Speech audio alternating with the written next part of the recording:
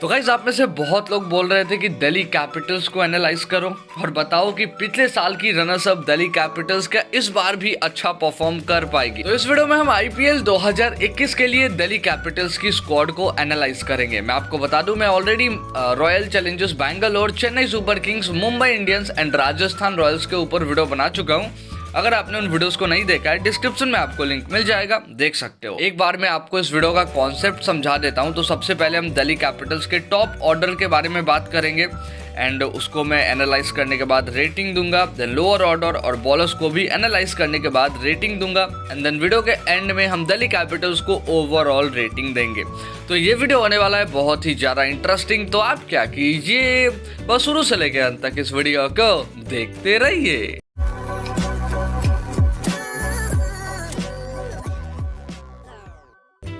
तो guys Delhi Capitals के squad में इस सीजन में टोटल 25 प्लेयर्स है, आप अपने स्क्रीन पे देख सकते हो। और इस बार बहुत सारी टीम्स ने 25 प्लेयर्स को रखा है अपने स्क्वाड में, जो बहुत अच्छी बात है।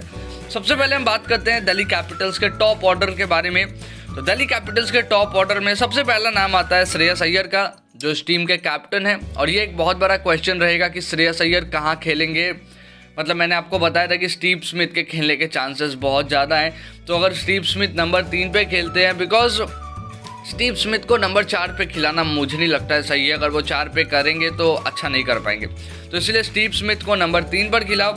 अय्यर को आप 4 पे भी खिलाओगे तो मेरे अकॉर्डिंग श्रेयस अय्यर 4 पे भी अच्छा कर सकते हैं। तो अगर आपको दोनों से बेस्ट लेना है तो स्टीव स्मिथ को नंबर 3 पे खिला लो और श्रेयस अय्यर को 4 पे खिला लो।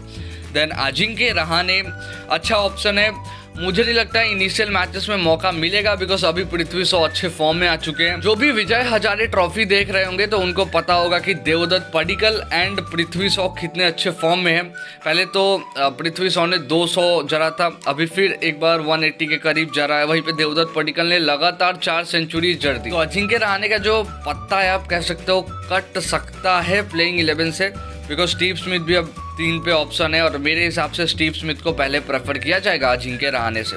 तो ये रीज़न मुझे लगता है जिसके कारण पृथ्वी शॉ से ओपनिंग कराया जाएगा। तो इसी के कारण अजिंक्य रहाणे को मुझे नहीं लगता है इनिशियल मैचेस में मौका मिल पाएगा, लेकिन डेफिनेटली रिप्लेसमेंट का काम करेंगे शिखर धवन या फिर पृथ्वी शॉ या फिर स्टीव स्मिथ। कोई भी अच्छा नहीं करता है तो अजिंक्य रहाणे उनके रिप्लेसमेंट या फिर आप कह लो फर्स्ट प्रेफरेंस रिप्लेसमेंट होंगे। नंबर 3 पर पृथ्वी शॉ इतना ज़्यादा क्रिटिसाइज होने के बाद फाइनली ये प्लेयर वापस फॉर्म में आ चुका है एंड मैंने आप सभी को बताया था कि बहुत कमाल का प्लेयर है। अब आप इतना जल्दी एक प्लेयर से इतना ज़्यादा एक्सपेक्टेशन रखोगे तो वो सही नहीं है।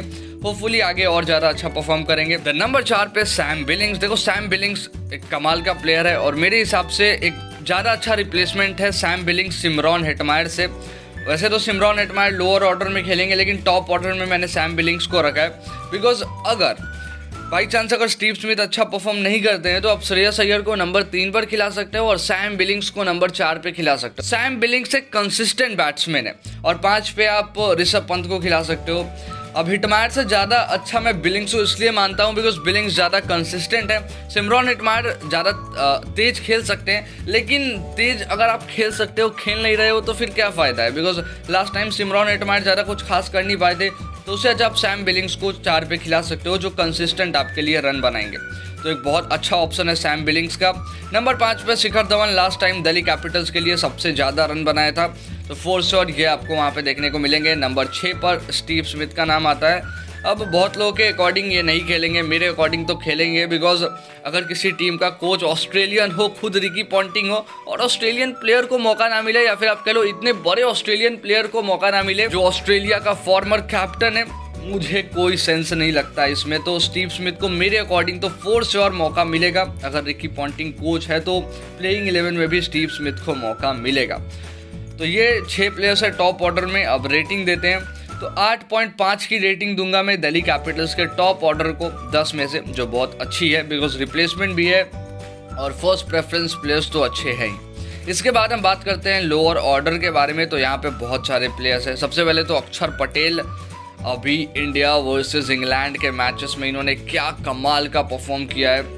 बहुत ज़्यादा अच्छा परफॉर्म किया है और मतलब मुझे पता था ये ऐसा कर सकते हैं, बिकॉज इनका जो लाइन होता है ना बहुत सही होता है। एक ही टप्पे पे गेंद फेंकते हैं और फिर उनको पिच से मदद भी मिलता है, और हम सबको पता है फिर अक्षर पटेल ने क्या किया, बैटिंग भी कर सकते हैं, तो ये एक अच्छे ऑप्शन होंगे लोअर ऑर्डर में। और फोर्थ और ये हमें खेलते हुए दिखेंगे। मार्कस स्टोइनिस इनका भी स्लॉट कंफर्म है, ऋषभ पंत के बाद आएंगे ये मेरे अकॉर्डिंग। एंड अच्छे प्लेयर है लेकिन इंडिया में ज़्यादा कुछ खास नहीं कर पाए हैं। होपफुली इंडिया में इस बार आके अच्छा परफॉर्म करे, बिकॉज इस बार इंडिया में IPL होने वाला है। द नंबर 3 पर ऋषभ पंत। अब आप सब में से कुछ लोग सोच रहे होंगे कि मैंने इनको टॉप ऑर्डर में क्यों नहीं रखा है, लोअर ऑर्डर में रखा है, बिकॉज स्टीव स्मिथ मेरे अकॉर्डिंग तो खेलेंगे, बहुत ज़्यादा चांसेस है, मैं बोलूँगा 90% चांसेस है कि स्टीव स्मिथ खेलेंगे। तो 4 पे श्रेयस अय्यर आते हैं, तो फिर ऋषभ पंत 5 पे चले गए, तो इसीलिए हमने इनको लोअर ऑर्डर में ही रखा है। बहुत अच्छे फॉर्म में है और इस साल ऋषभ पंत ऑरेंज कैप की रेस में भी दावेदारी दे सकते हैं। देन सिमरॉन हेटमायर ताबड़तोड़ बल्लेबाज है लेकिन लास्ट टाइम ज़्यादा कुछ खास कर नहीं पाए थे। होपफुली अगर मौका मिलता है तो अच्छा करेंगे और लोअर ऑर्डर में ही मौका मिलेगा। देन टॉम करन एक बहुत अच्छे रिप्लेसमेंट है मार्कस स्टोइनिस के, तो अगर इनको और मार्कस स्टोइनिस दोनों को भी एक साथ खिला दिया तो अच्छा ही रहेगा, बिकॉज बॉलिंग ऑप्शन भी हो जाएगा, बैटिंग ऑप्शन भी हो जाएगा। एक यंग ऑलराउंडर है टॉम करन और दोनों से अच्छा करते हैं, अभी अच्छे फॉर्म में भी है, तो खिला सकता है दिल्ली इनको।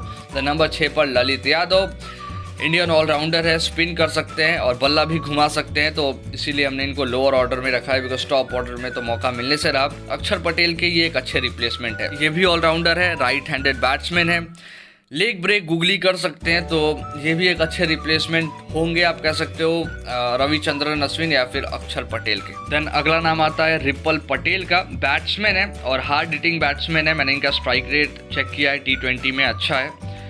टॉप ऑर्डर में तो मौका मिलने से रहा, बिकॉज वहाँ पे ऑलरेडी बहुत ज़्यादा कंपटीशन है, बिकॉज अजिंक्य रहाणे अगर बैठ रहे हैं, सैम बिलिंग्स बैठ रहे हैं, तो फिर रिपल पटेल को मौका मिल जाए बहुत मुश्किल है, तो इसीलिए हमने इनको लोअर ऑर्डर में रखा। Then Vishnu Vinod right handed batsman है और विकेट कीपर बैट्समैन भी है, तो अच्छे रिप्लेसमेंट है ये ऋषभ पंत के। तो ये थी दिल्ली कैपिटल्स की लोअर ऑर्डर, रिप्लेसमेंट भी अच्छे हैं एंड प्लेयर्स तो अच्छे हैं ही, तो 8.5 की रेटिंग दी है हमने 10 में से दिल्ली कैपिटल्स के लोअर ऑर्डर को, जो बहुत अच्छी है। इसके बाद हम बात करते हैं दिल्ली कैपिटल्स के बॉलर्स के बारे में, जो इनका एक स्ट्रॉन्ग जोन है, बिकॉज बहुत बड़े बड़े बॉलर्स हैं यहाँ पे। सबसे पहले हम बात करते हैं इंडियन पेसर्स के बारे में। पहला नाम आता है आवेश खान का। आवेश खान के बारे में मैंने आपको बताया था कि इस सीज़न शायद इनको दिल्ली रिटेन ना करे, लेकिन सैयद मुश्ताक अली ट्रॉफी में आवेश खान ने अच्छा परफॉर्म किया, जिसके बाद आवेश खान को रिटेन कर लिया गया। Then Ishant Sharma last time injured हो गए थे, अब पूरी तरह से फिट हो चुके हैं, इंग्लैंड के अगेंस्ट भी हमें खेलते हुए दिखे हैं एंड बहुत अच्छा मतलब परफॉर्म कर सकते हैं इस साल IPL में, बिकॉज पूरी तरह से फिट दिख रहे थे। देन उमेश यादव ईशांत शर्मा के एक बहुत अच्छे रिप्लेसमेंट है। इनिशियल मैचेस में फोर्थ श्योर हमें ईशांत शर्मा ही देखने को मिलेंगे, लेकिन अगर वो अच्छा नहीं करते हैं बाई चांस, तो आप उमेश यादव को भी खिला सकते हो। देन लुकमान मेरीवाला, सैयद मुश्ताक अली ट्रॉफी में मैंने इनको खेलते हुए देखा था, बहुत कम की इकॉनमी थी, 4 के करीब की बहुत अच्छी गेंदबाजी करा रहे थे, और अगर एक पेसर की 4 की इकॉनमी हो, इसका मतलब कुछ तो है उसमें, तो इस साल हमें ये इधर खेलते हुए दिख सकते हैं। अगर ईशांत शर्मा उमेश यादव को मौका नहीं मिलता है तो लुकमान मेरीवाला को मौका मिलेगा। आवेश खान से भी पहले मैं लुकमान मेरीवाला को प्रेफर करूँगा। देन ओवरसीज़ पेसर्स के बारे में बात करते हैं, तो ओवरसीज़ पेसर्स से 5 और 5 कमाल के हैं। सबसे पहले तो मार्कस स्टोइनिस, इनसे कभी भी दिल्ली गेंदबाजी करा सकता है, फर्स्ट पावर प्ले में भी कभी भी आ जाते हैं, डेथ ओवर्स में भी कभी आ जाते हैं, मिड में तो कराते ही हैं, तो कहीं भी करा सकते हो, अच्छे गेंदबाज हैं। इसके बाद टॉम करन, इनसे भी कहीं भी गेंदबाजी करा सकते हो फर्स्ट पावर प्ले छोड़ के। Anrich Nortje last time 4th highest wicket taker थे after Kagiso Rabada, Jasprit Bumrah and Trent bolt.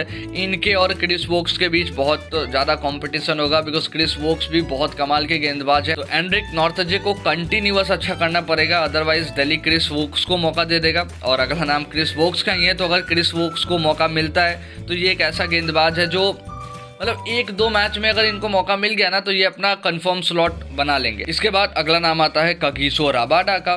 Kagiso Rabada जो पिछले साल के पर्पल कैप विनर थे, और इनका तो ओवरसीज स्लॉट कंफर्म है ही, आप कह सकते हो। तो ये 5 ओवरसीज प्लेयर्स हैं, बहुत तगड़ी दिख रही है ओवरसीज। अगर आप पेस अटैक देखो तो इंडियन पेस अटैक भी अच्छी है। देन बात करते हैं इंडियन स्पिनर्स के बारे में, जो बहुत सारे हैं। सबसे पहले तो अक्षर पटेल जो कमाल के फॉर्म में है। इसके बाद ललित यादव, ये भी स्पिन कर, जैसा मैंने आपको बताया कि ये भी मतलब सिमिलर हैं लगभग अक्षर पटेल के, स्पिन भी कर सकते हैं, बैटिंग भी कर सकते हैं, तो ये भी एक अच्छा ऑप्शन होगा स्पिन में। देन प्रवीण दुबे, ये भी स्पिन कर सकते हैं, गूगली फेंक सकते हैं। देन अमित मिश्रा, ये तो मतलब बहुत बड़े गेंदबाज हैं, बहुत एक्सपीरियंस है और इस टीम के बहुत मेन प्लेयर है आप कह सकते हो। जब भी रविचंद्रन अश्विन को मौका नहीं मिलेगा तो अमित मिश्रा को ही मौका मिलेगा। देन एम सिद्धार्थ, चेन्नई के फिरकी गेंदबाज हैं ये, तमिलनाडु के, तो ये भी एक बहुत अच्छा ऑप्शन होगा। एंड इसके बाद रविचंद्रन अश्विन, इस टीम का मेन स्पिनर आप कह सकते हो। इस साल टेस्ट में तो मतलब बहुत अच्छा परफॉर्म कर रहे हैं और हमेशा ही करते हैं। होपफुली इस बार आईपीएल में और ज़्यादा अच्छा परफॉर्म करे, बिकॉज लास्ट टाइम मैंने ज़्यादा एक्सपेक्ट किया था। फर्स्ट 2 बॉल पे 2 विकेट लेने के बाद इनके पास 12-13 विकेट ही था। इंजर्ड जरूर हुए थे, कुछ मैचेस नहीं खेल पाए थे, लेकिन फिर भी 20 विकेट के करीब मैं एक्सपेक्ट करूँगा रविचंद्रन अश्विन से। तो ये थी दिल्ली कैपिटल्स की बॉलिंग लाइनअप। अब दिल्ली कैपिटल्स की बॉलिंग लाइनअप को हम एक बार रेटिंग्स दे देते हैं। तो Kagiso Rabada, Chris Woakes, Anrich Nortje, Ishant Sharma, Umesh Yadav, मतलब अक्षर पटेल, रविचंद्रन अश्विन, इतने सारे अगर गेंदबाज हो आपके पास और आपको 9 की रेटिंग ना मिले तो बहुत गलत है। तो 9 की रेटिंग दूंगा मैं दिल्ली कैपिटल्स के बॉलर्स को 10 में से। तो तीनों ऑर्डर्स को हमने रेटिंग दे दिया। एक बार हम ओवरऑल रेटिंग दे देते हैं। तो ओवरऑल मैं 26 की रेटिंग दूंगा 30 में से दिल्ली कैपिटल्स को, जो बहुत ज़्यादा अच्छी है। मुंबई इंडियंस के बाद सबसे ज़्यादा है और मुझे नहीं लगता है कि इनका रिकॉर्ड कोई तोड़ भी पाएगा। जो अगली 3 टीम्स हैं उन पे मैं वीडियो बनाऊंगा, तो आई एम श्योर मुंबई और दिल्ली से तो उनका कम ही जाएगा। तो 26 की रेटिंग बहुत ज़्यादा अच्छी है। अब मैं आपको एक बार बता दूं कि अगर किसी टीम को 20 से कम की रेटिंग मिलती है, इसका मतलब वो टीम पेपर पर अच्छी नहीं दिख रही है। अगर किसी टीम को 21 से 24 मतलब 21, 22, 23, 24 की रेटिंग मिलती है, देन वो टीम पेपर पर अच्छी दिख रही है। और अगर किसी टीम को 25 या फिर 25 से ज़्यादा की रेटिंग मिलती है, इसका मतलब वो टीम पेपर पर बहुत अच्छी दिख रही है। तो लास्ट टाइम की तरह ही इस बार भी दिल्ली कैपिटल्स की टीम पेपर पे बहुत स्ट्रांग दिख रही है, लेकिन पेपर पे स्ट्रांग दिखने से नहीं होगा, लास्ट टाइम जैसा परफॉर्म भी करना पड़ेगा दिल्ली कैपिटल्स को। अब आप मुझे कमेंट्स में लिखकर बताओ कि आपके हिसाब से दिल्ली कैपिटल्स के top order, lower order and bowlers को कितनी की रेटिंग मिलनी चाहिए, ओवरऑल कितनी रेटिंग मिलनी चाहिए, नेक्स्ट वीडियो कौन सी टीम पे चाहिए। और अभी के लिए बस यही थे वीडियो। आई होप आपको ये वीडियो अच्छी लगी होगी। तो जो कमेंट्स में लिखकर बताइए कैसे लगे आपको। अच्छी लगी लाइक कीजिए, चैनल सब्सक्राइब कीजिए, बेल आइकन को बजाइए ताकि मैं जैसे अगली वीडियो बनाऊं उसके नोटिफिकेशन आपके पास आ जाए। और आपको कुछ नहीं करना, बस अगली वीडियो के लिए वेट करना है।